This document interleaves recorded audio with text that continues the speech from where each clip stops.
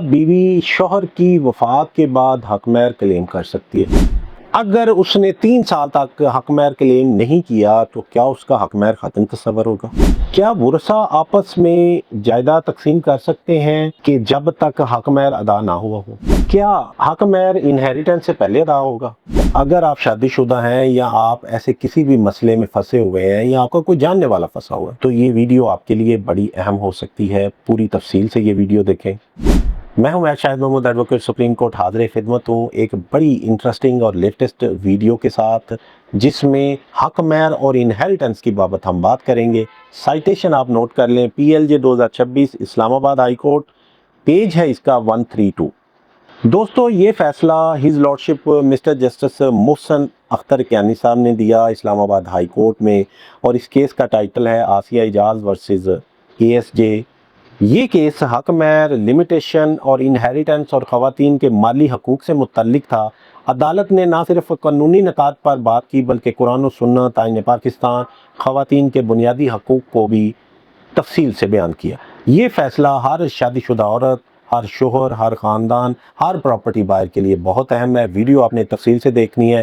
पहले हम इसके थोड़े से फैक्ट्स बयान करेंगे, दोनों पार्टीज़ के आर्गूमेंट बयान करेंगे, उनका स्टांस क्या है, फिर आपको बताएंगे कि अदालत ने इसमें क्या ऑब्जर्व किया। बड़ा अहम और यूनिक किस्म का डिसीजन अदालत ने इसमें दिया। इस केस के फैक्ट्स कुछ इस तरह है। एक खातून आयशा इजाज़, उसकी शादी 1991 में हुई।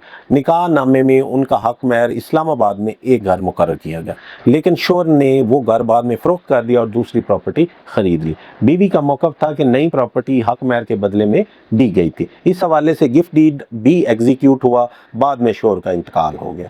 खातून ने अदालत से रजू किया ताकि वो अपना हक महर रिकवर कर सके। पहले वो सिविल कोर्ट में केस दायर किया, फिर टेक्निकल बिना पे उसको विड्रॉ किया, फिर उसने फैमिली कोर्ट में केस किया। लेकिन वहाँ एक अहम सवाल पैदा हो गया कि क्या हक महर की भी कोई लिमिटेशन होती है, क्योंकि जब वो फैमिली कोर्ट में पहुंची तो 3 साल गुजर चुके थे। ये भी पॉइंट सामने आया कि क्या 3 साल बाद भी वो हक महर क्लेम कर सकती है। इसमें जो लीगल इशू हमारे सामने आए वो ये थे कि क्या डेफर हक महर शोहर के इंतकाल के बाद सिर्फ 3 साल तक क्लेम किया जा सकता है, या फिर हक महर एक ऐसा डेट है जो इनहेरिटेंस से पहले अदा करना ज़रूरी है। क्या लिमिटेशन लॉ इस्लामी असूल से बालातर है? पटिशनर का जो इसमें स्टांस था कि हक महर एक इस्लामी हक है, ये सिर्फ प्रोसीजरल टेक्निकलिटी की बेस पे ख़त्म नहीं हो सकता। उन्होंने कहा कि सिविल कोर्ट में केस गुड फेथ में दायर किया गया था, लिहाजा जो लिमिटेशन है वो सेक्शन 14 ऑफ लिमिटेशन एक्ट के तहत इसको एक्सक्लूड कर दिया जाए। उन्होंने ये भी कहा कि फैमिली कोर्ट ही असल जुरिस्डिक्शन रखती है।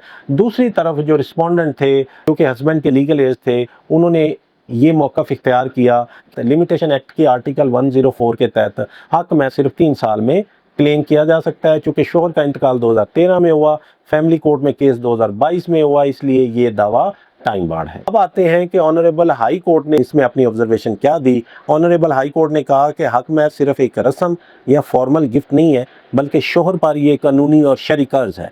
अदालत ने कुरान पाक की सूरह निसा की आयत का हवाला दिया, वरासत तकसीम होने से पहले तमाम डेट अदा किए जाने चाहिए और हक महर भी उन्हीं डेट में शामिल है। अदालत ने कहा इनहेरिटेंस तकसीम हो सकती है तो हक महर क्यों ख़त्म हो, क्योंकि हक महर इनहेरिटेंस से पहले अदा होना ज़रूरी है। अदालत ने मज़ीद कहा कि लिमिटेशन लॉ प्रोसीजरल लॉ है, ये किसी भी औरत के बुनियादी इस्लामी हकूक़ को ख़त्म नहीं करता। ये भी कहा गया कि हक महर एक कंटिन्यूइंग लाइबिलिटी है, सिर्फ डिले की वजह से ख़त्म नहीं होता जब तक औरत वॉलंटरी इसे माफ़ ना कर दे। अदालत ने फैमिली कोर्ट को स्पेशल लॉ करार दिया और कहा कि फैमिली कोर्ट में इंसाफ टेक्निकलिटीज़ की बेसिस पे नहीं होना चाहिए, बल्कि इंसाफ ऐसा हो जो वाज़ेह तौर पे नज़र आए। इस फैसले में जो हमें लीगल प्रिंसिपल मिलते हैं वो ये है कि हक महर शोहर पर फ़र्ज़ है, कर्ज इनहेरिटेंस से पहले अदा होना होता है, लिहाजा अदालत ने इस केस में हक महर को भी एक किस्म का कर्ज कहा।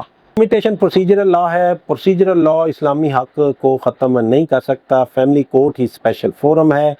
अदालत ने कहा कि ख़वातीन के हकूक़ के लिए लिबरल इंटरप्रटेशन करनी चाहिए और डिले अकेला हक ख़त्म नहीं कर सकता। हक महर एक फाइनेंशियल राइट है, कुरान और सुन्नत की रोशनी में ये हक औरतों को हासिल है।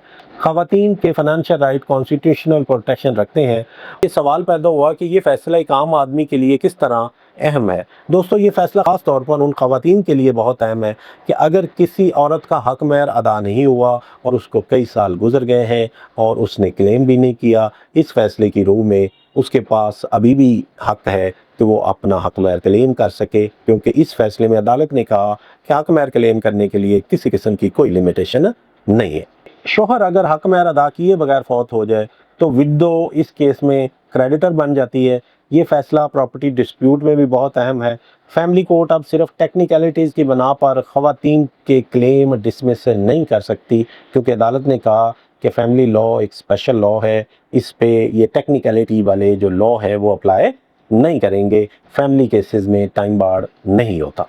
ये ख़वातीन के लिए फाइनेंशियल एम्पावरमेंट के लिए एक लैंडमार्क जजमेंट है। आखिर में अदालत ने लोअर कोर्ट के फैसले ख़त्म कर दिए, क्योंकि लोअर कोर्ट ने इस बेस पे उस खातून का केस खारिज कर दिया कि वो टाइम बार्ड है। अदालत ने कहा नहीं, उसका केस विद इन टाइम है, और दोबारा ये रिमांड कर दिया फैमिली कोर्ट को कि आप मेरिट पे आप फैसला करें और लिमिटेशन को इग्नोर कर दें, और साथ ही हुक्म दिया कि इसको मेरिट पे डिसाइड करें, यानी खतून को अपना हक महर क्लेम करने का पूरा हक है। दोस्तों, अगर आपको ये वीडियो अच्छी लगी हो तो हम आपसे तवक्को करते हैं कि आप इसमें अपने कमेंट भी करेंगे और आप इसको शेयर भी करेंगे, और अगर अभी तक आपने हमारा चैनल सब्सक्राइब नहीं किया तो इसको सब्सक्राइब भी करें और हमारे पेज को फॉलो भी करें। Thank you very much. अल्लाह हाफ़िज़।